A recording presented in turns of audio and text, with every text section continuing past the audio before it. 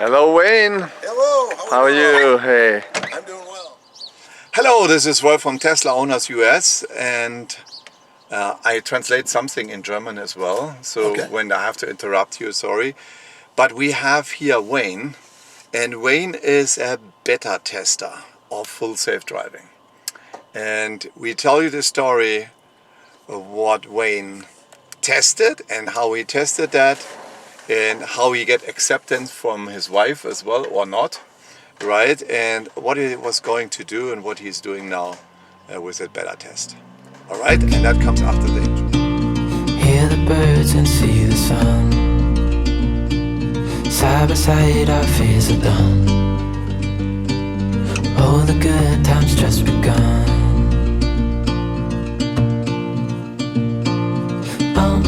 We know what we have, let's hold on tight.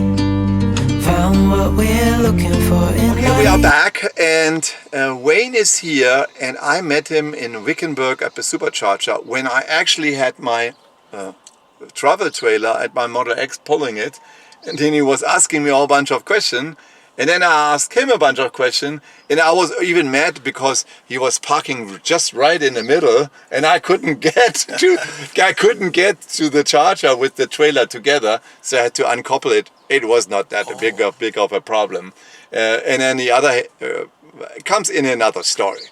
So I asked Wayne, how are you doing, and so on. And Wayne is coming originally from Iowa, middle of the country. Almost Midwest, right? Yeah, in the Midwest. And you are Tesla kind of a fan, like everybody of us is a Tesla fan, right? So, yes. And you got to know it from your son, is that correct? Son-in-law. Yep. Son-in-law. Yep. Yes, and accidentally he digged out a picture from me and from his daughter with my Roadster in 2012. So cycle is closing again. So let me ask you first how it started. What was your first Tesla? Our first Tesla was a 2018. Yes. And we loved the car. We did go ahead and purchase the autopilot with it. Yeah, including autopilot, yeah. Mm-hmm. And I absolutely loved it. It was, again, a learning curve, but it was all good. I mean, I still love it. It was still driving nice, autopilot, auto cruising, highway cruising, and so on. Absolutely. No problem, right? No problem at all. Yeah. No problem at all. And we put close to 50,000 miles on that car.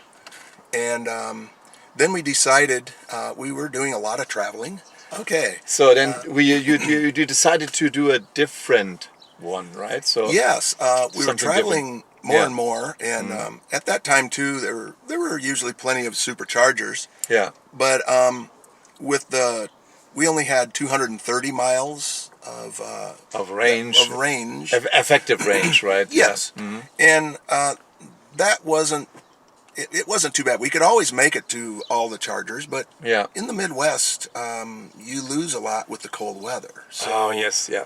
That's something that there was a little concern to us there. So we went ahead and ordered a new one, a 2020. Yeah. This one still gets the free supercharging, and oh really? Yes. So you just made it there in between where they wanted to sell the 2020, and they still offered free supercharging on the car, right? Correct. No, on you. When you sell the car, it's not free anymore, right? Right. Yeah. Okay. Right. Good. Yes. So this one was also free supercharging. It's still free supercharging, right? Yes, for life. The life of we own the car. Yes. One thing I sure wish that they could have happen if, for instance, God forbid, you get in an accident and you wreck your car. Yeah. Well, now the supercharging's gone. You'd get a new car out of it, but the supercharging would not come with it. Yes, that's true. So, but and then Tesla is pretty quick. So when the car is gone, and they try to re-access the car, that's the first thing what they do. They cut off the supercharging. Yes. That even if you're rebuilding it and recovering it, supercharging is gone. Oh, is that right? Yeah. I didn't realize that. Yeah. So that's the first thing what they do. They cut off the supercharging free supercharging. Now, There's a setting in your car. It's the first thing is going to be recut. Okay. but do they turn that back on after you rebuild your car and you are still the owner? Yes, they're supposed to, but there's a lot of complications with that because you need to recertify the car, and the certification process is pretty cumbersome and so on. So drive careful. So, but you still kept that supercharging, right? Yes. Yes. So, and then did you have also full safe driving with this with this car, or did you order that later? Actually, this car was in a mall where it was actually what they considered a used model, even though there was only 10 miles on the car. Okay. So Yes. it did not have the full self-driving. Yeah. However, we wanted it, so they turned it on for us, no problem. Yeah. So, But you had to that's- pay for that, right? Yes. Yeah. Yeah. You had to pay for it. And at that time, we were just starting the pandemic, so it was if someone else had just bought a brand new Tesla that never had one before, I could see where it could be a little confusing for them, Yeah. because we bought ours and we went into Chicago to get it, and there was an envelope on the dash, and they told us to call this number when we got there, and it was quite an easy process. We had the check that we slid in that envelope, and we put it in a depository right there at their service center. Yeah. They woke up our car, and we drove away, and that was the end of it. So the key was in the envelope, and Yeah. it just says, okay, you're good to go. And so I says, well, would you want to come down? Because we had a couple other little questions. Yeah. Actually, they had a little hard time opening the car up, starting it. And he goes, oh, no, he was in another state somewhere. So Okay. the service center was closed. We just got in our car and we drove away. And that was fine because we already experienced the Tesla and our 2018 model. So it was a real easy.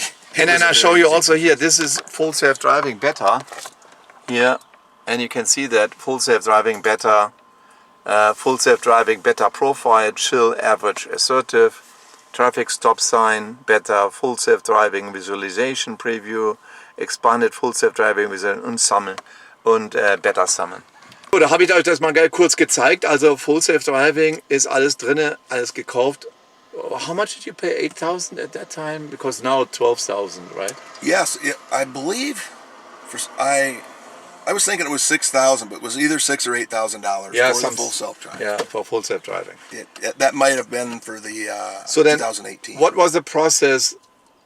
Did someone try to convince you to then be a beta user for that, or what was the process for that? Okay, what happened there is they went ahead and contacted us and asked if we wanted to be in the beta program. Yeah. And I acknowledged it, and on our screen it had told me that first thing I had to do was drive for 1,000 miles so I could prove to them I was a safe driver. So Okay. yeah, so we drove. Actually, it worked out pretty good because we were leaving for Nashville, Pigeon Forge, Tennessee. Yeah. And so my whole drive down, my whole drive back, and then some, is how I had to prove that I was going to be a safe driver through Tesla. It was really awesome because they would even show it on my phone. It was even highway, right? Highway. Oh yeah, highway and everything, and interstate.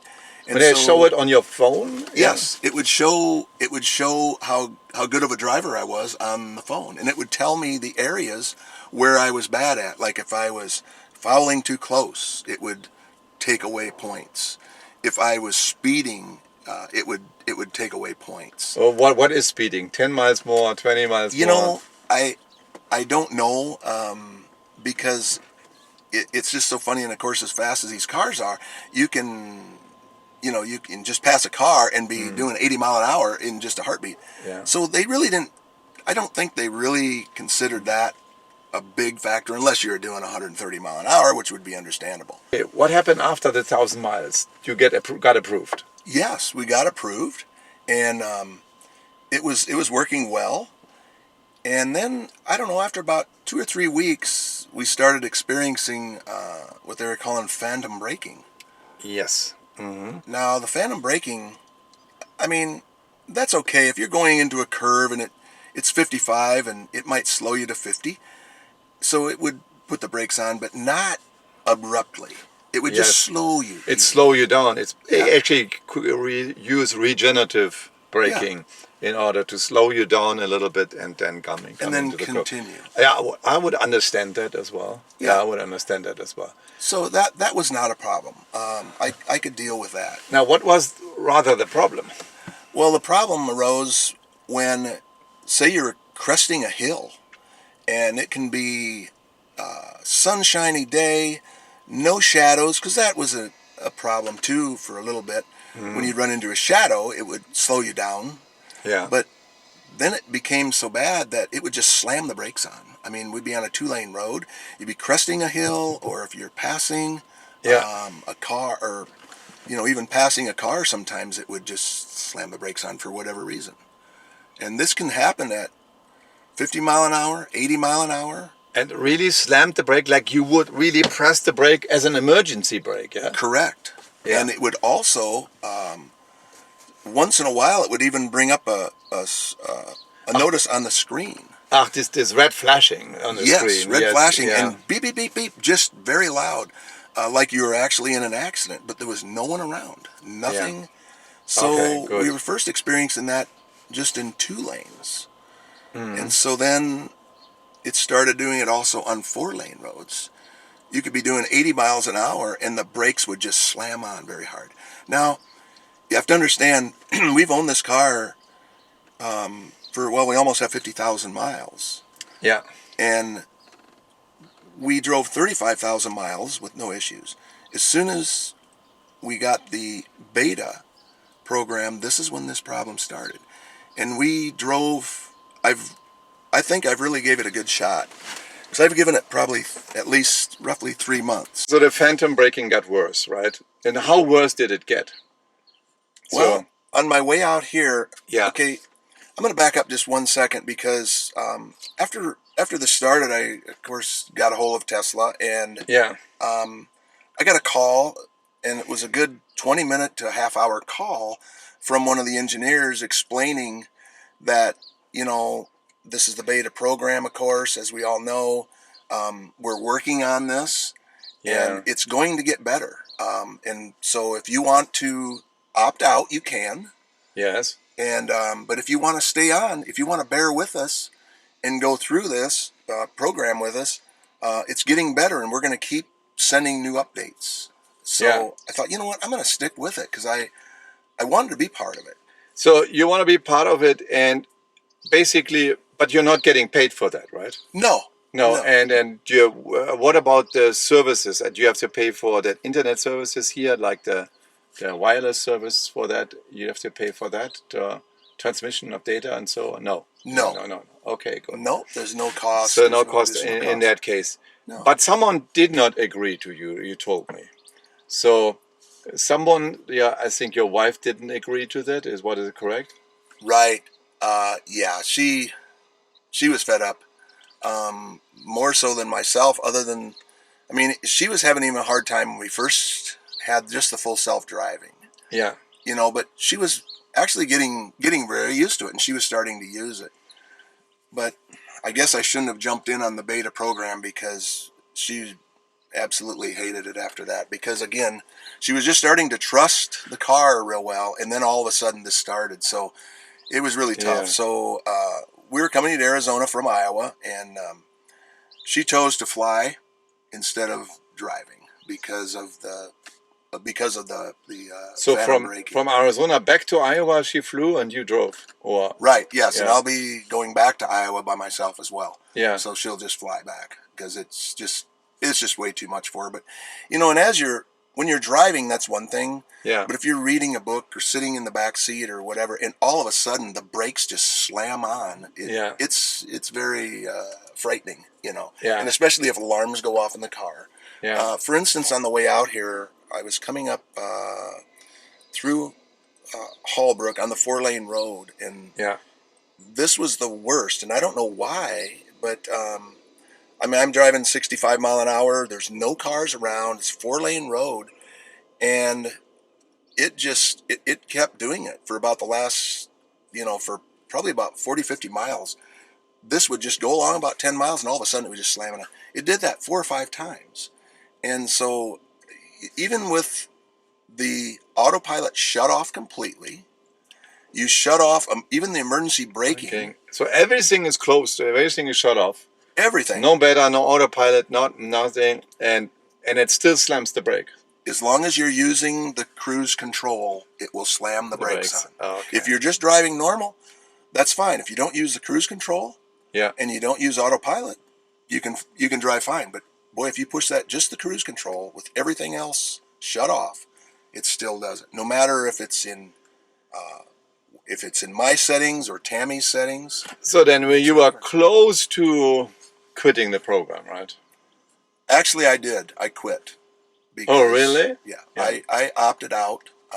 They haven't shut it off yet. I don't know how long this will take, but it's just been a little too much. I love the autopilot. I don't want them to take that away. And I would hop back in on the beta program if they got rid of the phantom braking. I would absolutely jump right back in. Okay. Because I understand it's a learning process for everyone, and the only way they know this is by people trying it and using it.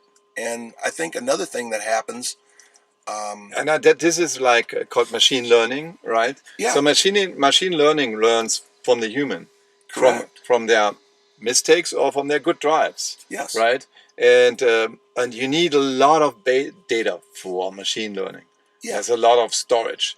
You need a whole basement full of servers to do that, and in order to get approximately something what a machine can do in order to improve from that. Basically, you are teaching We're teaching the computers. Yeah. You are teaching the computers. So when you see that some of the professional welders, they are doing a welding, and they do that for the computer, and then a computer optimizes that, and then the robot does the welding for themselves. Oh, Right? sure, yeah. So that's the simplified version of that, Mm-hmm. right? So the point is that also what I'm thinking is you're not getting anything for that. You're just helping them, but I think you should be compensated for that. Ah, Because and everybody should be compensated for that in any form, because you are helping them to improve their software, correct. right? Mm-hmm. So, and okay, so I have a different idea of full self-driving. When something is full self-driving, I have to take my car and send it to the airport for itself, picks up someone and brings that person back to me. Mm-hmm. All on itself. That is for me full self-driving, right? Right. So that's a different, I have a different opinion for that. And the way I look at full self-driving and the autopilot is it's just another set of eyes, I consider it. Okay. Yes. So I'm driving down the road. My car is going to be safer because not only do I have my eyes on the road, but if I turn away, my car has the other set of eyes. I had an experience where I was going down the interstate, and there was an on ramp, and I looked over my mirror, and quite a ways back there was a pickup truck coming on the ramp. But I thought, well, I still have plenty of time. I passed the exit. I have time to turn and get into the other lane. Yeah. Back into the lane. The car would not allow me to do it. I thought, what is going on? Why won't it allow me? And about that time, zoom, that truck passed me by. The car knew it had sped up. After I pulled my eyes off, that truck must have accelerated hard, because all of a sudden he was beside my car. And the car He was on the right side of you? on the right side. On the right trying side? getting on the exit, or coming on to coming onto the interstate. To the highway, and you wanted to exit at the same time, or I wanted to I knew I was past the exit, so I was gonna, I would be past the exit. So I just was veering back over. I figured he would be behind me, but no, he was not behind you. And so that was my first experience of very well liking this full self-driving. Yeah. So it does have advantages as well. It does have advantages. And also, what I learned from the engineer when we had that 20-minute to half-hour talk was that he says, there's a camera on your dash. Whenever this car makes a big mistake, or just push that, and it will send it directly to it'll send that data directly to the engineers, and that's how we learn how this is. When you have a mistake, you can push this button and keep it for 5 seconds. Oh, that camera here also? That camera there. Oh, yeah, so I didn't see that. This camera there. So right here, every time it makes a mistake, just push that, and it will automatically send the data back to the engineers. But with phantom braking, you must have pushed it all the time. I pushed it numerous times. I mean, just all the time. You'd touch that every time, and which is good because it would explain. It would tell them exactly when this happened, why, and where. They could see how fast I'm going. I might be doing 80 mile an hour, and that thing, it'll slam it down to 55 or 60 mile an hour, just that quick. My concern is if there's someone behind you, and it's happened several times, they would flip me off. They would give me bad, nasty, faces as they're driving by, and there's nothing I could really do.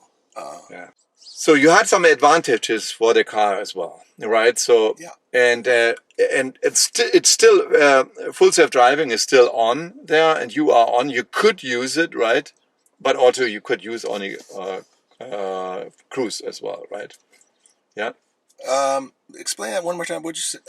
So basically, you had some advantages from full self-driving, another set of eyes on the road, and so on. And you quit the program. Basically, your wife was too scared also to drive with you, right? Yes. Yeah. She would not drive with you anymore if you have that full self-driving on. That's right. And so my wife is always complaining if I just put autopilot on, and she doesn't like it. Yeah. So this is the same where they need to adjust to women as well, because they are more sensitive in this area, because women like to control their cars and like to be in charge and in control. And if something happens what they cannot foresee, and then this is very scary. Yeah. So we have that with our trailer. What happened there is when we are driving on the highway only on autopilot, or not on auto, only on cruise. Yes, on cruise. And we are going alongside the highway, and when we're going alongside the highway and there's a ramp coming up, there's nothing on the ramp. There's no car on the ramp. But all of a sudden, just almost at the end of the ramp, the car slams on the brakes. Your car does this? Yeah, your car with the trailer. This is scary when it hits with the trailer on the brakes.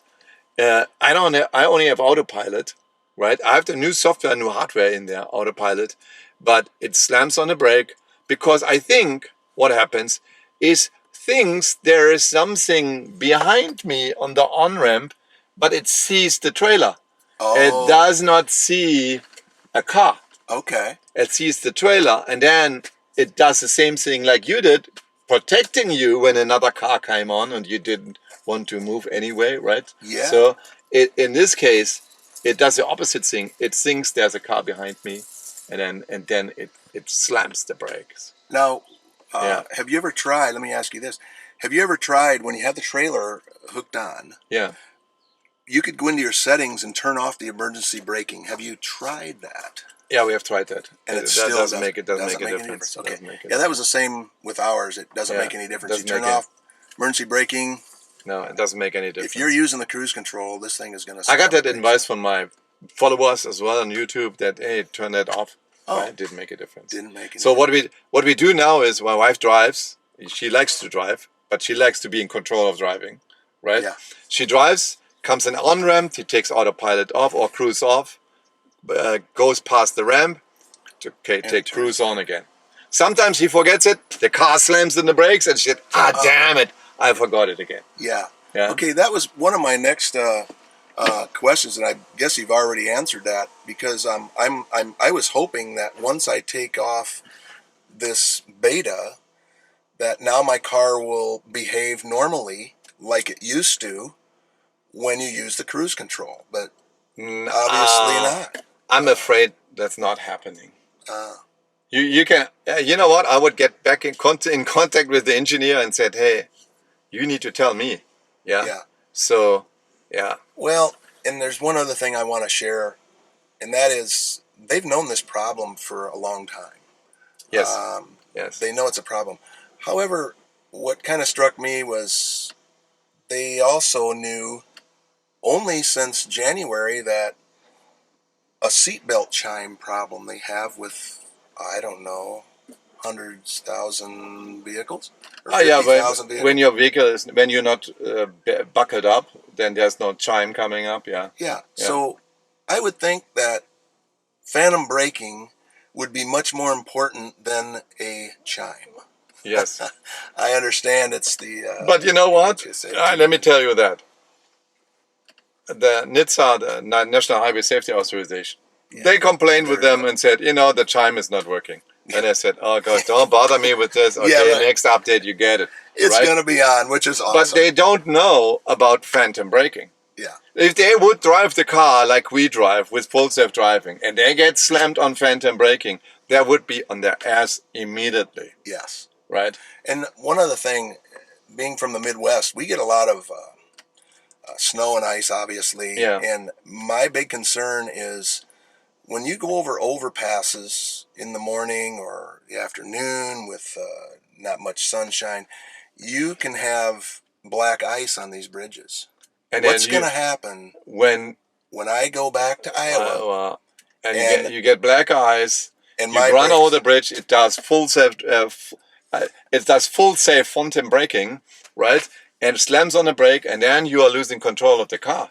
Yeah, that's my big concern right now, and I believe this should be addressed.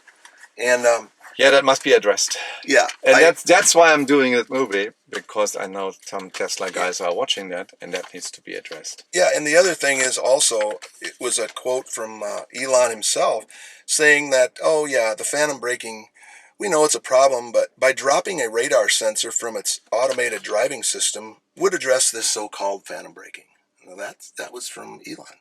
So just do it. Take care of it for us. Somehow take care of this problem and put me right back on the program, because I love my Tesla.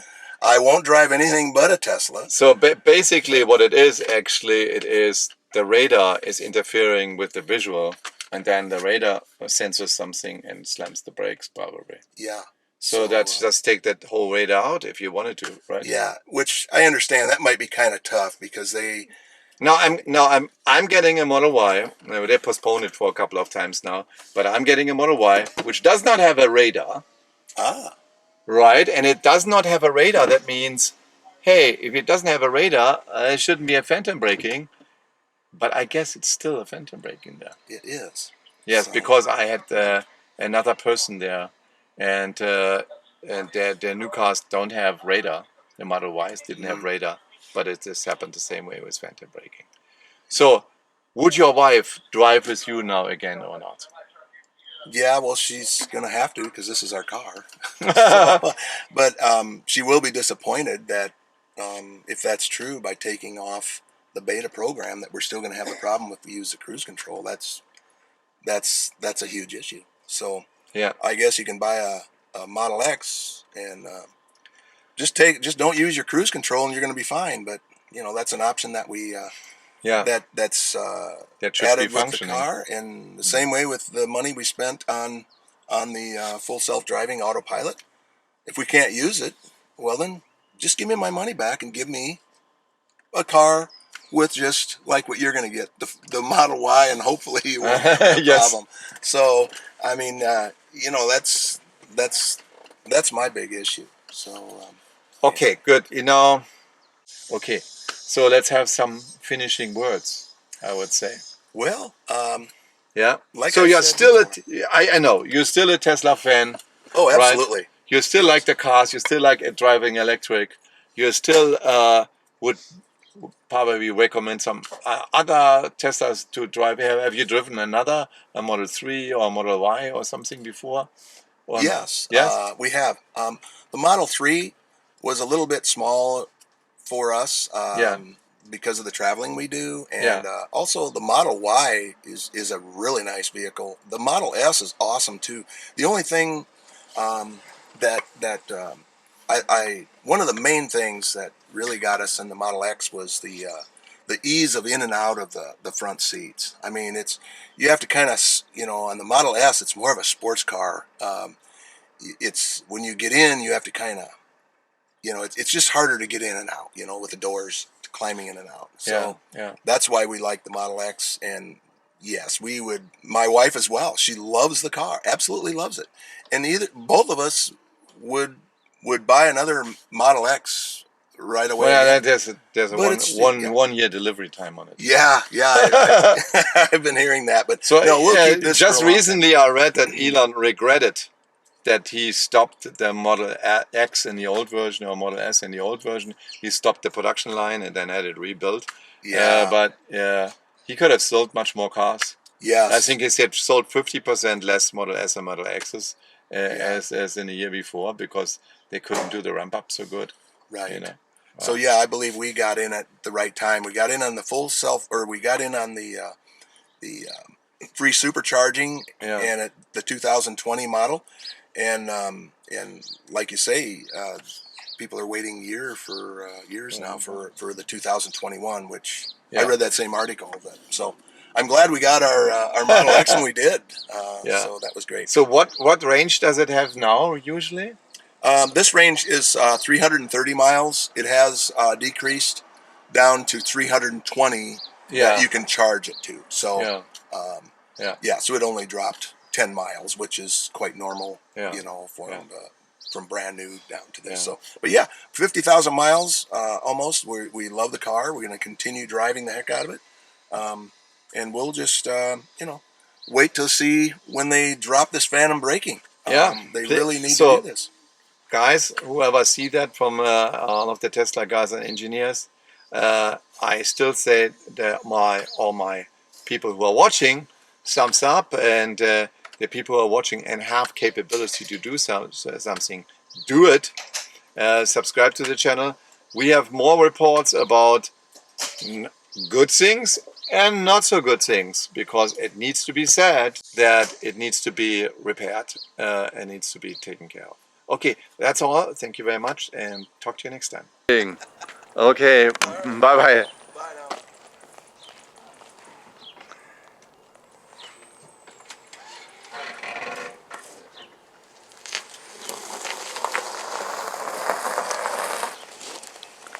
Bye. See you later.